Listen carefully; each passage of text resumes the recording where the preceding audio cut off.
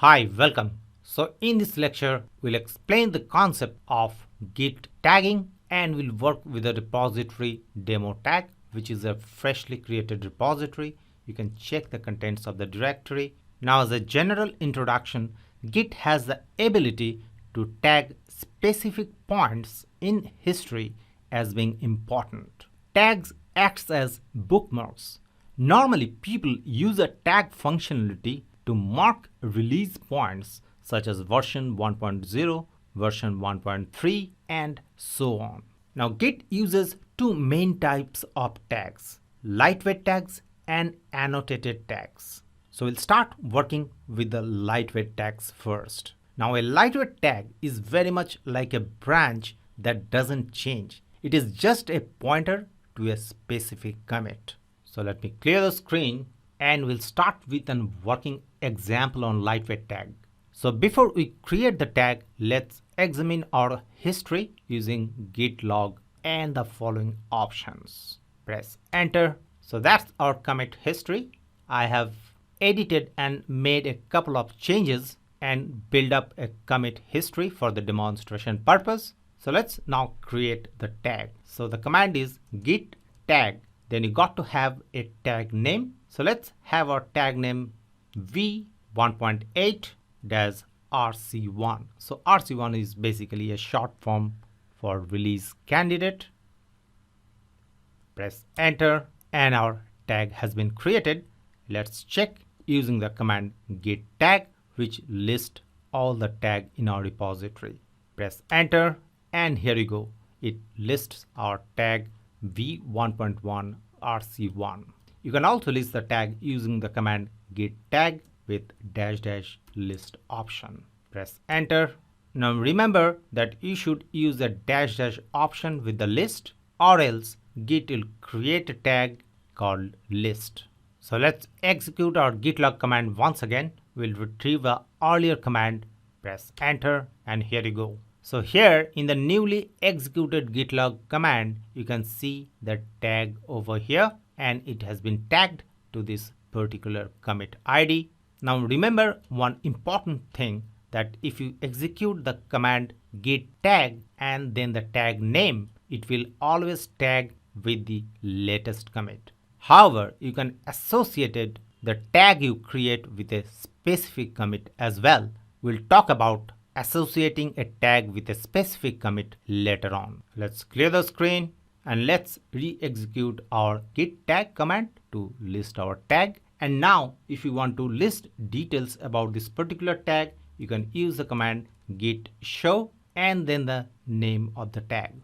Press enter and here you go. So hence the show command provides us the following details. It displays the commit ID with which this tag is associated. It provides the author and timestamp, the commit message associated, and the diff related to the involved file, which is 404.html. So that's all what I had to say about lightweight tags. And next comes the annotated tag. Annotated tags are stored as full objects in the Git database. They are checksummed. They contain the tagger name, email, and the date. Annotated tags also have a tagging message and can be signed and verified with GPG as well. So GPG stands for GNU Privacy Guard. Now, if you want a temporary tag and you don't want to keep other information,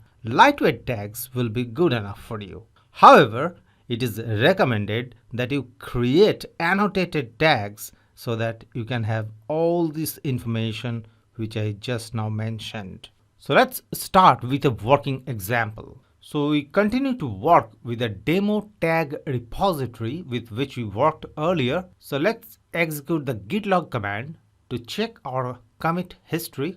Press enter. So let's modify the file index.html. Press enter. And we'll simply modify this title over here. So let's name it annotated tag demo. Let's save and quit.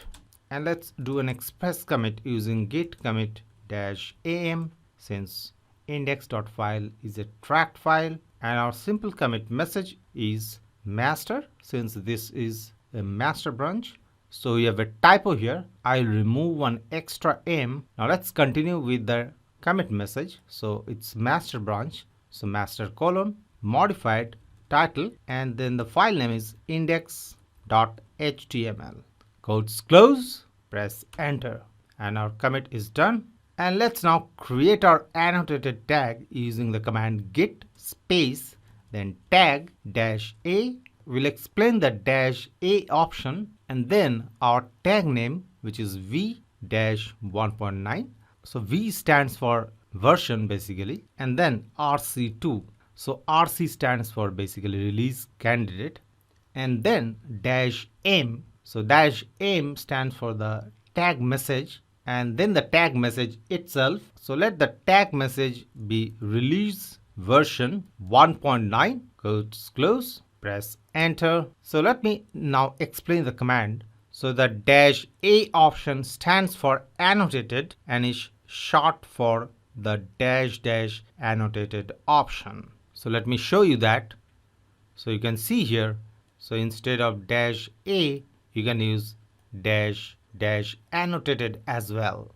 And the dash m specifies a tagging message, and this tagging message is stored with the tag. If you don't specify a message for an annotated tag, Git launches your editor so you can type your tag message. So I'll show you an example of that. So let me re-execute the git log command. So I retrieve the earlier command, press enter, and here you go. So this was the last commit we created, modifying the file index.html. And after we executed our git tag command over here, our latest commit got tagged with this tag v1.9 rc2.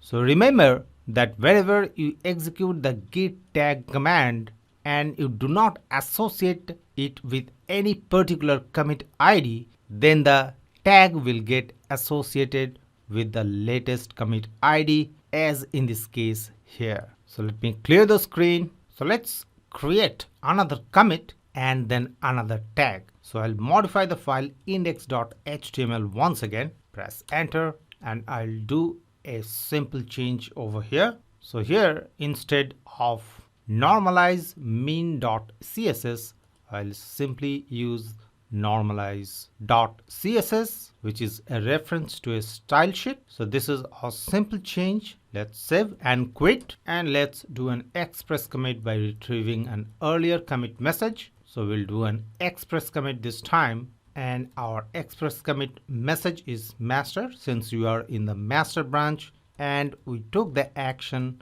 modified CSS, and the file is index.html. Quotes close, press enter. Now let me create an annotated tag, but this time I'll not provide the -m option. So as earlier, we'll execute the git tag command with the -a option, which means an annotated tag, and our tag name is v, which stands for version -1.9.1, and that's it. Will not provide the -m option this time. Press enter, and here you go. So you can see that our default text editor Sublime Text has opened, and we'll simply add our tag message. So our tag message is release version 1.9.1. We'll save our changes, file save, and then quit, file exit. So let's execute our git log command, press enter, and here we are. So here is our latest commit and our latest annotated tag. So let me clear the screen and let me execute the git log command once again. And let's examine the two tags we created.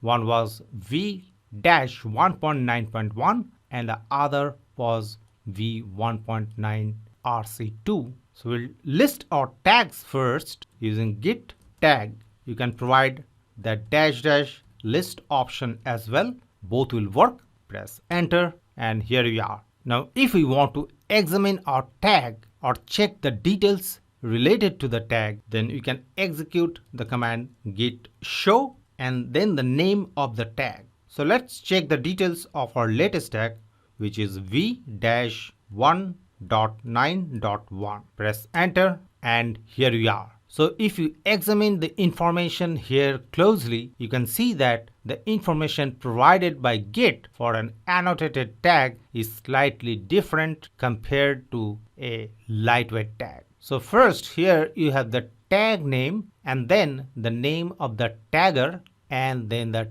timestamp or the date. And here is the tag message that we created in our default text editor. And then you have the commit ID, author name, and here the author and tagger are the same, which is me, Bibhash Roy. And then the timestamp for the commit. Here is the commit message with which the tag is associated. And lastly, you have this diff information for the file index.html.